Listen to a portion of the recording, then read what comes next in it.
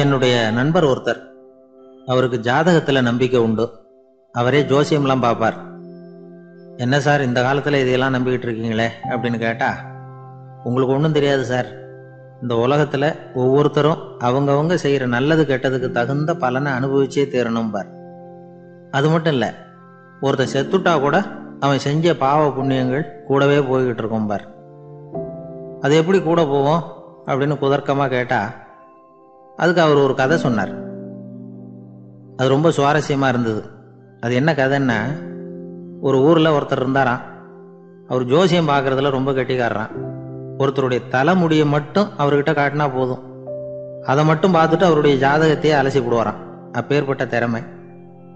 அந்த ஆள் ஒரு சமயம் கன்னியாகுமரி கடற்கரைக்கு போயிருந்திருக்கார். அங்க கரை ஓரமா ஒரு மண்டை ஓடு கிடந்திருக்கு. அதை எடுத்து பார்த்திருக்கார். அந்த மண்டை ஓட்டை வச்சுக்கிட்டே அதோட ஜாதகத்தை அலசியிருக்கார்.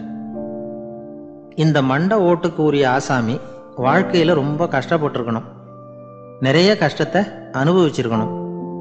அது தாங்க முடியாம தான் கடல்ல விழுந்து தற்கொலை பண்ணிட்டு இருக்கான் அப்படிங்கிறத அவரு கணிச்சுட்டார். இருந்தாலும் இந்த மண்டை ஓடு இன்னமும் அனுபவிக்க வேண்டியது பாக்கி இருக்கு அப்படிங்கிறத அவர் உணர்ந்தாராம். அது சரி, ஒருத்தன் உயிரோடு இருக்கிற வரைக்கும் நல்லது கெட்டதை அனுபவிக்க முடியும், செத்ததுக்கு அப்புறமும் பாக்கி இருக்குன்னா அதை எப்படி அனுபவிக்கிறது? இந்த மண்டை ஓட்டுக்கு இன்னும் கொஞ்சம் பாக்கி இருக்குங்கிறது அவருக்கு புரிஞ்சதே தவிர அதோட அர்த்தம் என்னங்கிறது சரியா விளங்கல. சரி, இதை இன்னும் கொஞ்சம் விவரமா ஆராய்ச்சி பண்ணுவோம் அப்படின்னு நினைச்சுக்கிட்டு அதை தன்னுடைய வீட்டுக்கு எடுத்துட்டு போயிட்டார். அந்த மண்டை ஓட்டை ஒரு பெட்டியில வச்சு பூட்டினார். தன்னுடைய தனி அறையில அதை பத்திரமா வச்சுக்கிட்டார். தினமும் ராத்திரி ஆனதும் தன்னுடைய மனைவியை பார்த்து, நீ போய் பூஜை அறையில தனியா படுத்துக்கோ அப்படின்னு சொல்லிவிட்டு தினம் ராத்திரி 12 மணிக்கு பெட்டியை திறந்து அவர் பார்ப்பார். மண்டை ஓடு அப்படியே இருந்தது தவிர இன்னும் கொஞ்சம் பாக்கி இருக்குங்கிறதுக்கு அர்த்தம் அவருக்கு விளங்கல. அந்த மண்டை ஓட்டுக்கு இன்னும் என்ன பாக்கி இருக்க போகுது? இப்படியே ஒரு 10 நாள் போச்சு. அந்த வீட்டம்மாவுக்கு சந்தேகம் வந்துட்டுது. நம்ம வீட்டுக்காரரு நம்மளை தனியா ஏன் தூங்க சொல்றார் அப்படிங்கிற சந்தேகம். உடனே பக்கத்து வீட்டு அம்மா கிட்ட விஷயத்த சொல்லியிருக்கிறாங்க. அந்த அம்மா உடனே, நீ கவலைப்படாத, நான் கண்டுபிடிச்சு சொல்றேன் அப்படின்னு சொல்லிவிட்டாங்களாம்.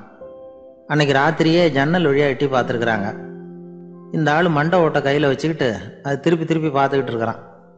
அதை பார்த்துட்டாங்க. மறுநாள் காலையில அவரோட மனைவியை பார்த்தாங்க. ஏம்மா, உன் வீட்டுக்காரருக்கு நீ முதல் மனைவியா 2வது மனைவியா அப்படின்னு கேட்டாங்களாம். எனக்கு தெரிஞ்ச வரைக்கும் நான் ஒருத்தி தான் அவருடைய மனைவி அப்படின்னாங்களாம் அவங்க. அப்படி இல்லை, நீ அவருக்கு 2வது மனைவி. முதல் மனைவியின் மண்டை ஓட்டை தான் அவர் தினமும் ராத்திரியில் எடுத்து பார்த்துக்கிட்டு இருக்கிறார் அப்படின்னாங்க அடுத்த வீட்டு அம்மா. அப்படியா விஷயம் அப்படின்னு சொல்லிவிட்டு கணவன் வீட்டில் இல்லாத நேரமாக பார்த்து அந்த மண்டை ஓட்டை எடுத்து கொண்டாந்து ஒரு உரல்ல போட்டு உலக்கையால குத்தி நொறுக்க ஆரம்பிச்சுட்டாங்க. வெளியில போயிருந்த அந்த ஆள் அப்பதான் உள்ள நுழைஞ்சார். மண்டை ஓடு உலக்கை கிட்ட குத்து வாங்கிக்கிட்டு இருக்கு. அது அனுபவிக்க வேண்டியது இன்னும் கொஞ்சம் பாக்கி இருக்குங்கிறதுக்கு அர்த்தம் எனக்கு இப்பதான் புரிஞ்சுது அப்படின்னாராம் அவர். இந்த கதையிலேருந்து நாம இன்னொரு நீதியையும் புரிஞ்சுக்கணும். அதாவது நம்ம வீட்டை பத்தி நமக்கு புரியாததெல்லாம் அடுத்த வீட்டுக்காரங்களுக்கு நல்லா புரியும். ஒரு ஊர்ல ஒரு ஆள் இருந்தான். அவன் ஒரு நாள் கோயிலுக்கு போனான். கடவுள்கிட்ட வேண்டிக்கிட்டான், எனக்கு ஒரு 1,00,000 ரூபா நீ கொடுத்தா நான் உன் சன்னதியில ஒரு தேங்காய் உடைக்கிறேன் அப்படின்னு வேண்டிக்கிட்டான். கடவுள் பார்த்தார். உடனே அவன் கண் முன்னாடி தோன்றினார். இந்தா நீ கேட்ட 1,00,000 ரூபாய் அப்படின்னு சொல்லி அவன் கையில பணத்தை கொடுத்துட்டு மறைஞ்சிட்டார். இவனால நம்பவே முடியல. இவ்வளவு சுலபமா கிடைக்கும்னு தெரிஞ்சிருந்தா அனாவசியமா ஒரு தேங்காய் உடைக்கிறேன்னு வேண்டியிருக்க வேண்டியது இல்லையே அப்படின்னு நினைச்சான். இருந்தாலும் வேண்டுதலை நிறைவேற்ற வேண்டியது கடமை. அதுக்காக என்ன பண்ணா, பக்கத்துல ஒரு கடைக்கு போனான். ஒரு தேங்காயை கையில் எடுத்தான். இது என்ன விலைன்னு கேட்டான். 5 ரூபான்னார் கடையில் இருந்தவர். அதிகமா இருக்குதே விலைன்னா. அப்படின்னா ஒன்று செய்யுங்க, அடுத்த ஊருக்கு போங்க, அங்க தென்னந்தோப்பு அதிகம், அதனால அங்க இதை விட குறைஞ்ச விலைக்கு கிடைக்கும் அப்படின்னார். சரின்னு அடுத்த ஊருக்கு கிளம்புனான். அங்க போய் விசாரிச்சான். ஒரு தேங்காய் 3 ரூபாய் விலைன்னாங்க. இதுவும் அதிகமா தெரியுதேன்னா. அப்படின்னா ஒன்று செய்ய, அதோ அந்த ஆத்து ஓரமா ஒரு தென்னை மரம் இருக்கு பார், அதுல நீயே ஏறி பறிச்சுக்கோ, ஒரு தேங்காய்க்கு 1 ரூபா கொடுத்தா போதும் அப்படின்னார் அந்த தோப்புக்கு சொந்தக்காரரு. இவனுக்கு மரம் ஏற தெரியாது, இருந்தாலும் ஆசை யாரை விட்டுது, விலை சல்லிசா இருக்குதே. ஆத்து ஓரம் போனா தட்டு தடுமாறி அந்த மரத்துல ஏறினா அந்த தென்னை மரம் வளைஞ்சி ஆற்று பக்கம் போய் அப்புறம் நிமிர்ந்து இருந்தது. அதாவது மரத்தின் உச்சி சரியாக ஆற்றுக்கு நடுவில் இருந்தது. ஆற்றுல வெள்ளம் கரபுரண்டு ஓடிக்கிட்டு இருக்கு. இவன் கடவுள் கொடுத்த 1,00,000 ரூபாயை மடியில் வச்சு இறுக்கி கட்டிக்கிட்டான். உச்சிக்கு போய் காய் பறிக்கிற சமயத்தில் காற்றும் மழையும் பலமாக கலந்து அடிக்க ஆரம்பிச்சுட்டுது. கால் வழுக்கி விட்டுட்டுது. இவன் சடார்னு ஒரு தென்னை மட்டையை பிடிச்சிக்கிட்டு தொங்க ஆரம்பிச்சிட்டான். கீழே பயங்கரமான வெள்ளம். மடியில் 1,00,000 ரூபா பணம். என்ன செய்யறதுன்னு தவிக்கிறான்.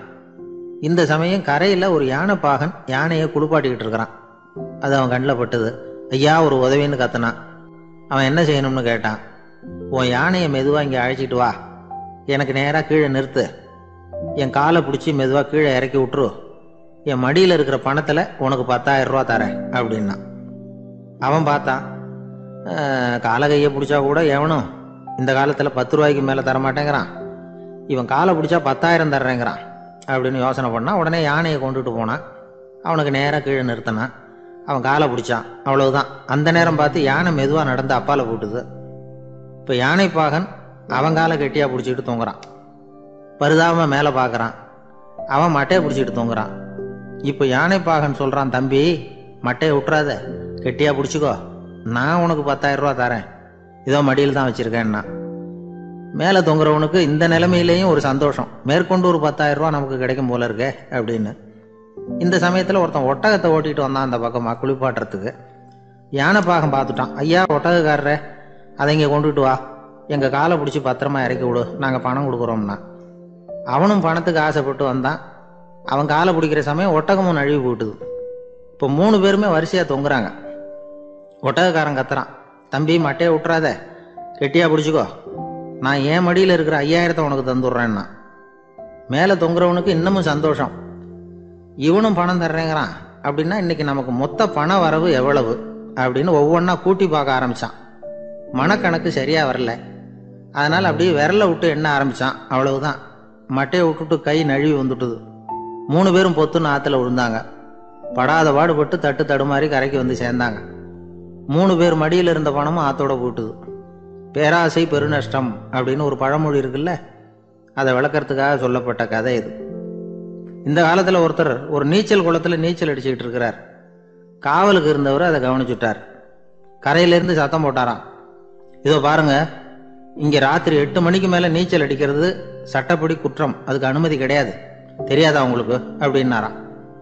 இதுக்கு அவரு, ஐயையோ, நான் நீச்சல் அடிக்க வந்தவன் இல்லைங்க, சும்மா சுற்றி பார்க்க வந்தவன், தடுமாறி குளத்தில் விழுந்துட்டேன், நீச்சல் தெரியாது, அதனால தத்தளிச்சுக்கிட்டு இருக்கிறேன் அப்படின்னு கத்துனாராம். கரையில் இருந்தவர் பார்த்தார். ஓ அப்படின்னா சரி, அதுக்கு ஒன்றும் தடை இல்லை அப்படின்னு சொல்லிவிட்டு அவர் பாட்டு நடந்து போயிட்டார்.